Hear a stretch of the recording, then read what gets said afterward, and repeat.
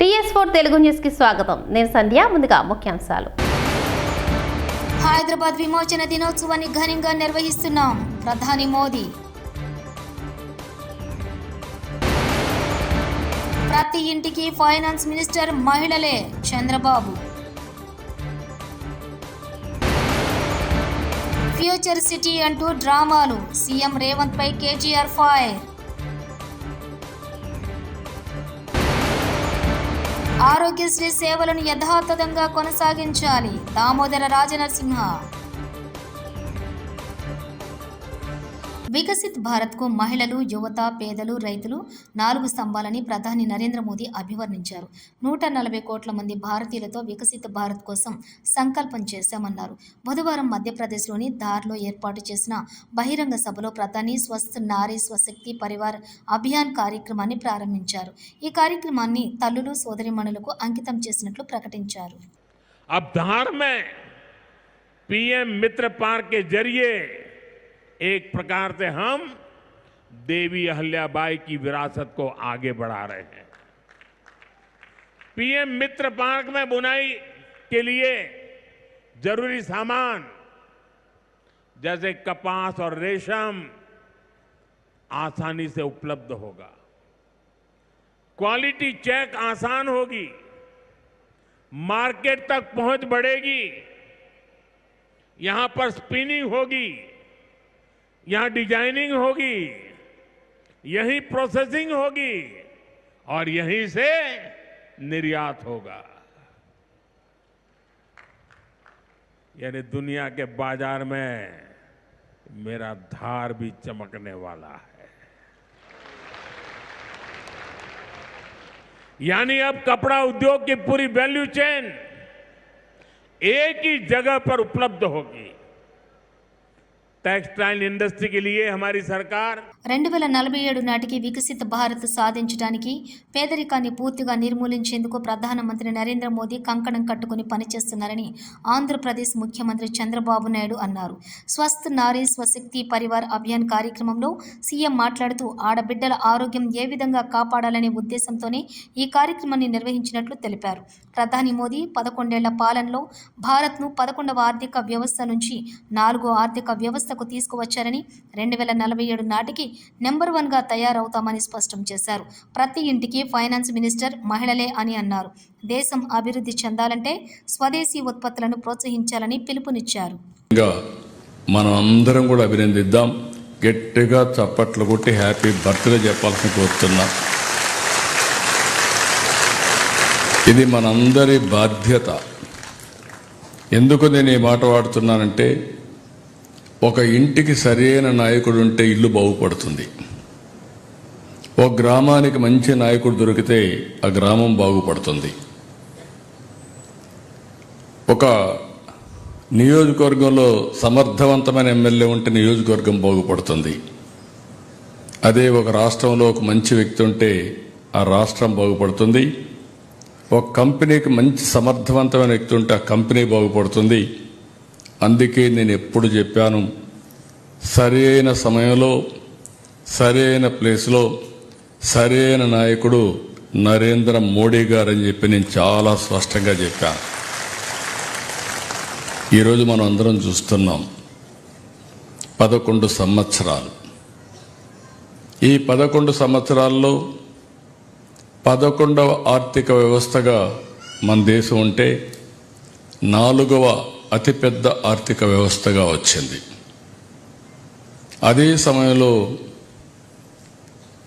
ఇంకొక సంవత్సరానికి మనం 3వ ఆర్థిక పెద్ద వ్యవస్థగా తయారవుతాం. 2038కి 2వ ఆర్థిక పెద్ద వ్యవస్థగా తయారవుతాం.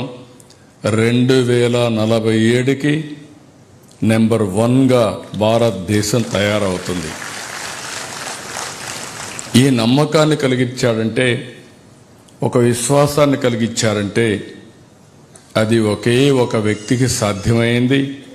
అదే నరేంద్ర మోడీ గారిని మరొక్కసారి మీ అందరికీ విజ్ఞప్తి చేస్తున్నా. వికసిత్ భారత్, పేదరికం లేని సమాజాన్ని మనం చూడబోతున్నాం. ఆయన మాట్లాడిన ప్రతి మాటలో మీరు చూస్తే పేదరిక నిర్మూలన ఏ విధంగా చేయాలనో దానికోసం ఎక్కువ ప్రాధాన్యత ఇచ్చి అనేక కార్యక్రమాలు చేశారు. ఎప్పుడు కూడా మనం అందరం గుర్తుపెట్టుకోవాల్సిన అవసరం ఉంది. ప్రజాస్వామ్యం మనం అందరం కూడా ఉన్నాం.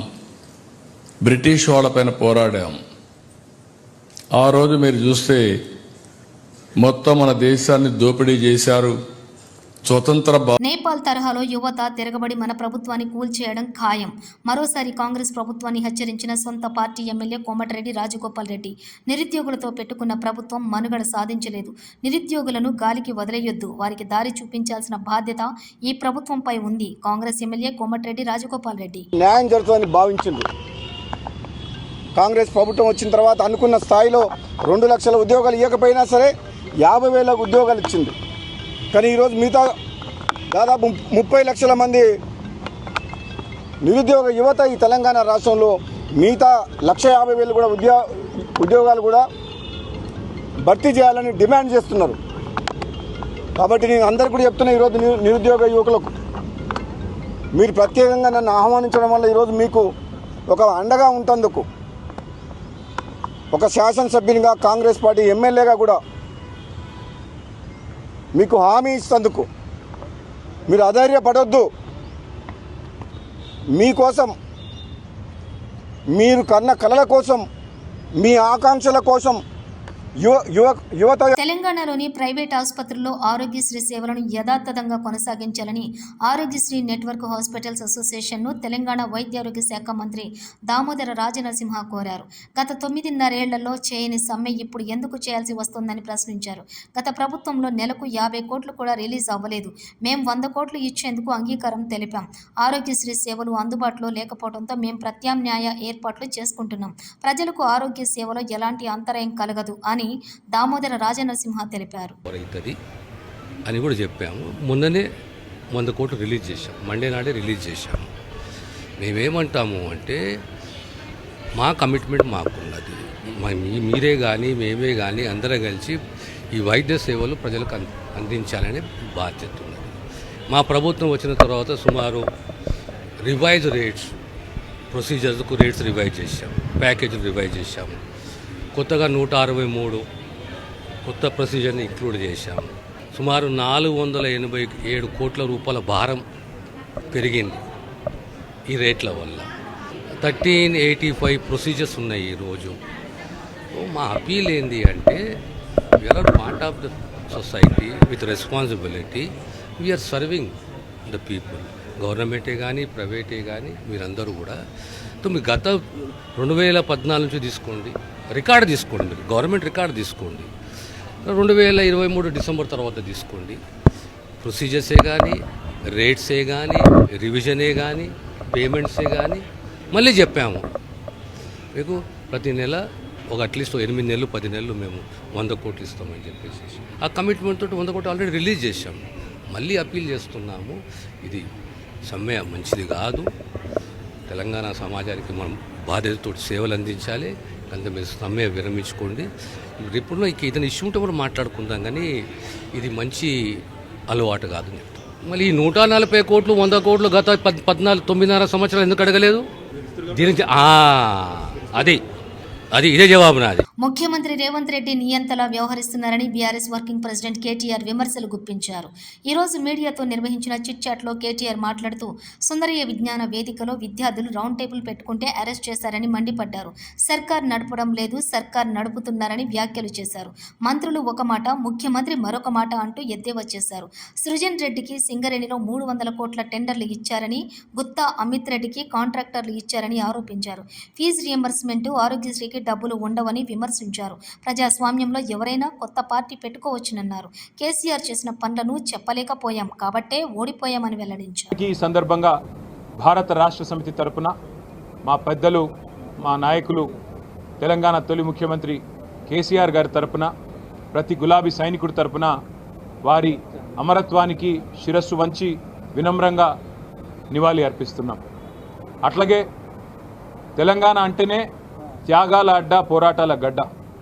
సాయుధ పోరాటం నుంచి మొదలు పెడితే తొలి దశ తెలంగాణ ఉద్యమమైనా, ఆ తర్వాత కేసీఆర్ గారి నాయకత్వంలో జరిగిన మలి దశ పోరాటమైనా, ఇవాళటికి కూడా ఈ నియంతృత్వ కాంగ్రెస్ ప్రభుత్వానికి వ్యతిరేకంగా జరుగుతున్న ఈ ప్రజా కంటక కాంగ్రెస్ ప్రభుత్వానికి వ్యతిరేకంగా జరుగుతున్న పోరాటమైనా దానికి ఆదర్శం, దానికి బీజం పడ్డది తెలంగాణ సాయుధ పోరాటంతోనే. ఒక షేక్ బందగి, ఒక దొడ్డి కొమరయ్య, ఒక ఆరుట్ల కమలమ్మ, ఒక ఆరుట్ల రామచంద్రారెడ్డి గారు, రావి నారాయణ రెడ్డి గారు, ఇట్లాంటి ఎంతోమంది పెద్దలు ఆనాడు పోరాట స్ఫూర్తితో బండెనక బండి గట్టి అనే అద్భుతమైన కవితలు రాసిన పెద్దల స్ఫూర్తితో మరి భవిష్యత్తులో కూడా ప్రజాస్వామిక ఉద్యమాలు నిర్మిస్తూ తెలంగాణలో తిరిగి సంక్షేమ రాజ్యం రావాలని, రైతు రాజ్యం రావాలని, తెలంగాణ ప్రజలు స్వేచ్ఛగా ఊపిరి పీల్చుకునే మరి నియంతృత్వ పోకడలు లేని ప్రజాస్వామిక వాతావరణం రావాలనే ఆశయంతో కేసీఆర్ గారి నాయకత్వంలో పోరాటం చేస్తూనే ఉంటాం.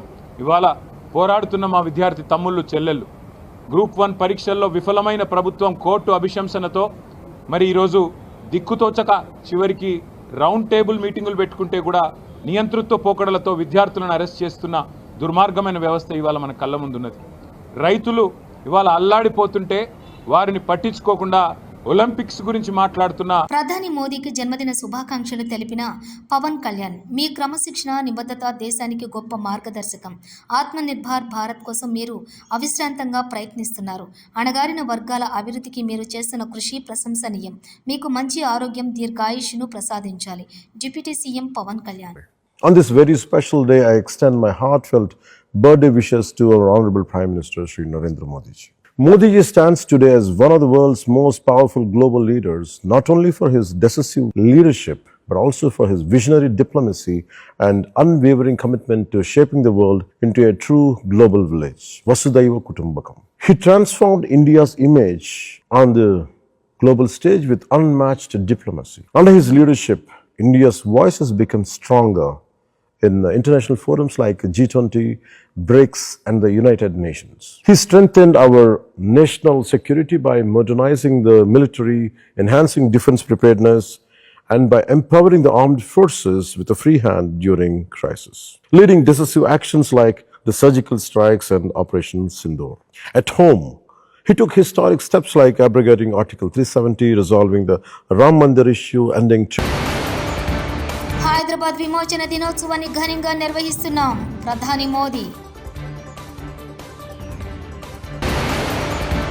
ప్రతి ఇంటికి ఫైనాన్స్ మినిస్టర్ మహిళలే. చంద్రబాబు. ఫ్యూచర్ సిటీ అంటూ డ్రామాలు. సీఎం రేవంత్ పై కేటీఆర్ ఫైర్. ఆరోగ్యశ్రీ సేవలను యథాతథంగా కొనసాగించాలి. దామోదర రాజనరసింహ. TS4 తెలుగు న్యూస్ ఇంతటితో సమాప్తం. చూస్తూనే ఉండండి TS4 తెలుగు ఛానల్.